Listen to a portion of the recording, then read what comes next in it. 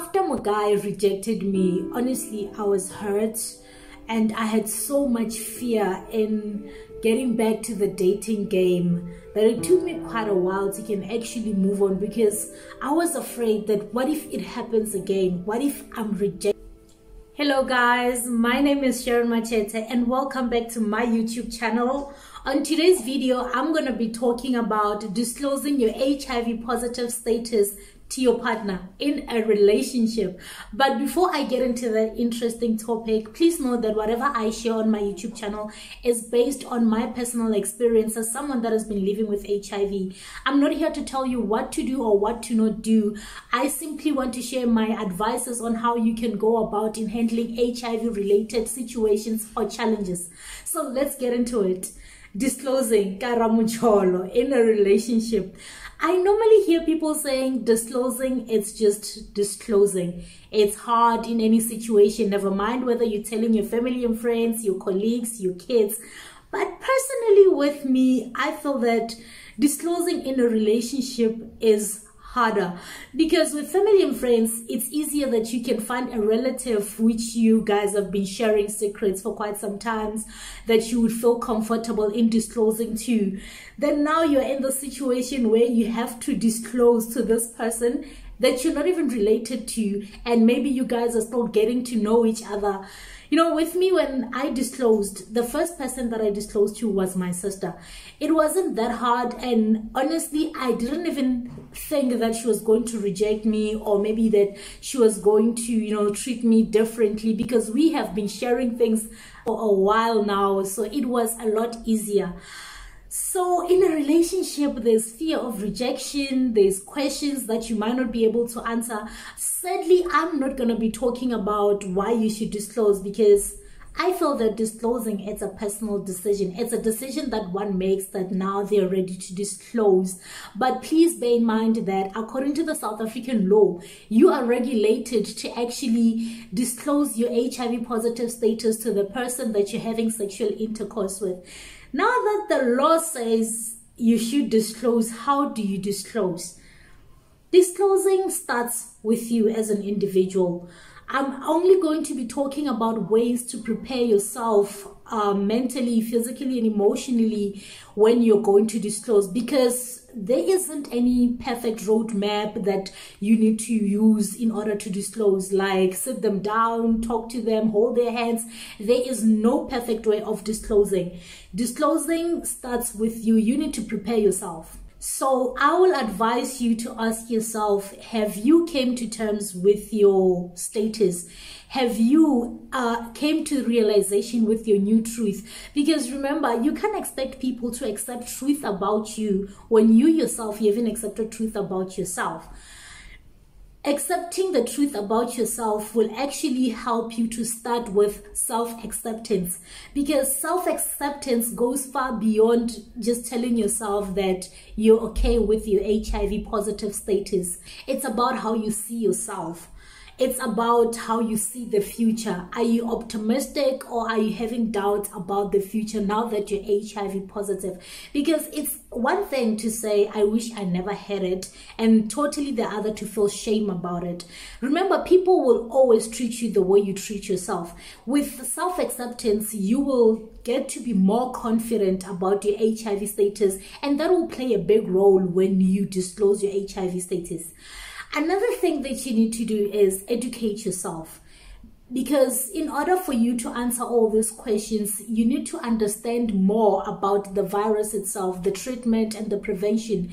The more you educate yourself, it will play a role in naturalizing HIV into your life. Another thing is to build a support system. I can never emphasize the importance of building a support system, because there isn't a way that you can actually embark on the journey of accepting your status and being able to disclose if you don't have a good support system. It can be a family and friends that you feel comfortable in talking to, or you can join a support group at a clinic, at a hospital. Because let's say, for instance, now you're disclosing to your partner. After you disclose, they go like, I'm sorry, I don't want to be a part of your life anymore. That could actually lead you to being heartbroken, and you're going to need somebody somebody that's going to actually listen to whatever that you're feeling so that they can be there for you. A support system is very much important, guys. So before you disclose to your partner, just make sure that you have built yourself a good support system.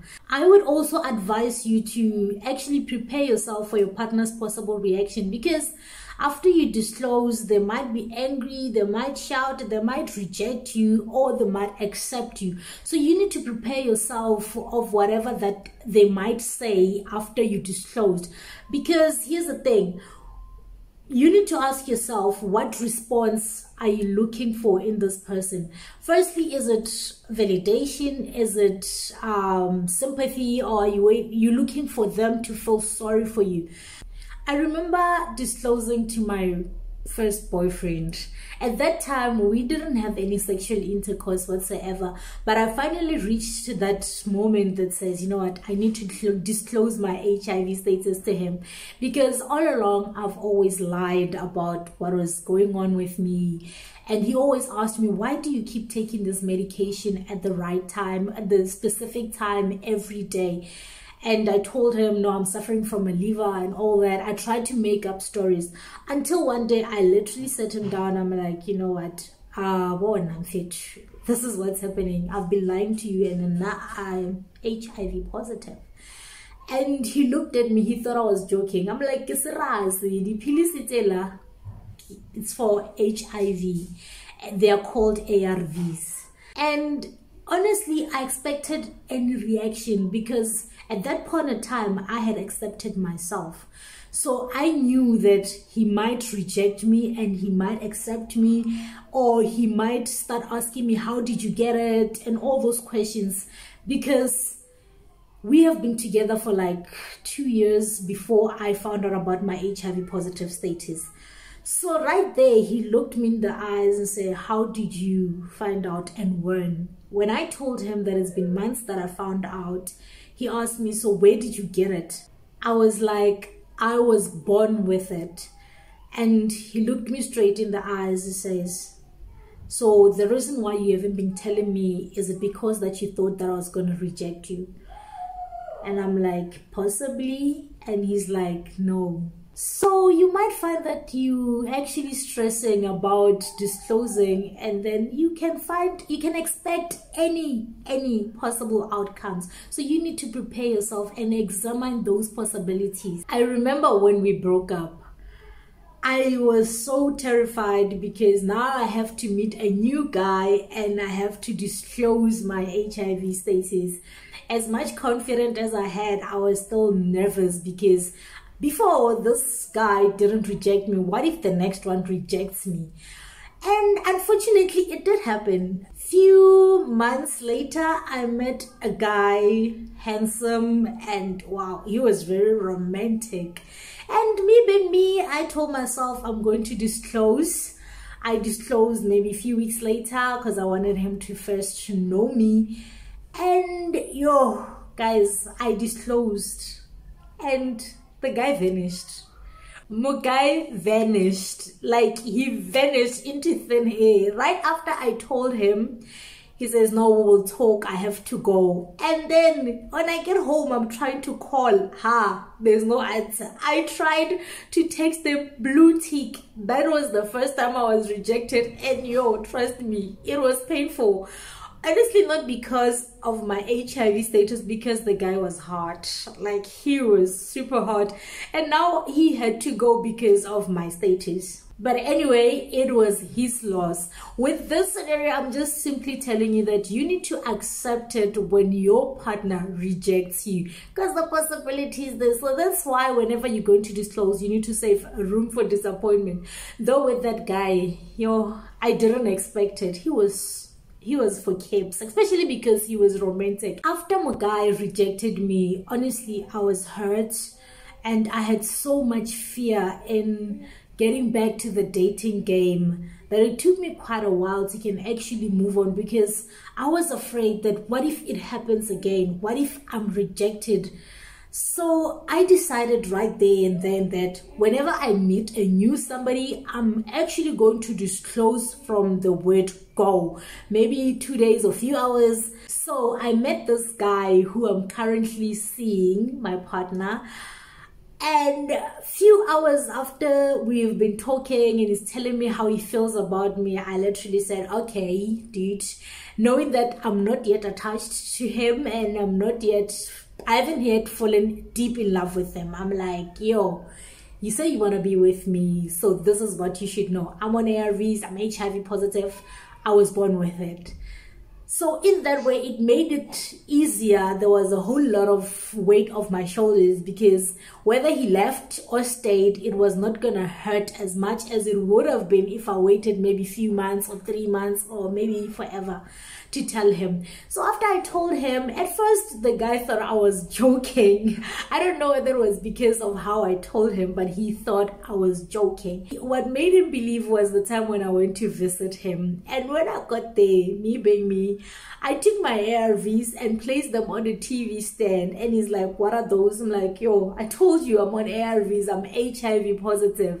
And he's like, so why are you putting them there? What if people see them? I'm like, I'm not here for people, I'm here for you, and you know my status, so I don't think it will be an issue. And he laughed it off. And with this said, it just shows that the possibility of different reactions from different people are there.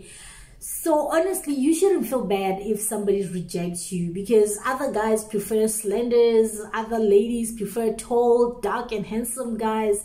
I feel like it's all about preferences. So if somebody rejects you, it's within their rights to do so. You just need to find a way to pick yourself up and know that, okay, it's okay. And you will get somebody who doesn't care about your HIV status, somebody that is going to accept you and love you unconditionally. And that is actually going to be the best support system. They'll even call you to remind you, did you take your medication? So let's keep on taking our ARVs, let's condomize, let's always support those that are living with their virus, and let's do away with stigmatization. And don't forget to follow me on my Instagram at simplyshezi, and please don't forget to subscribe. Bye.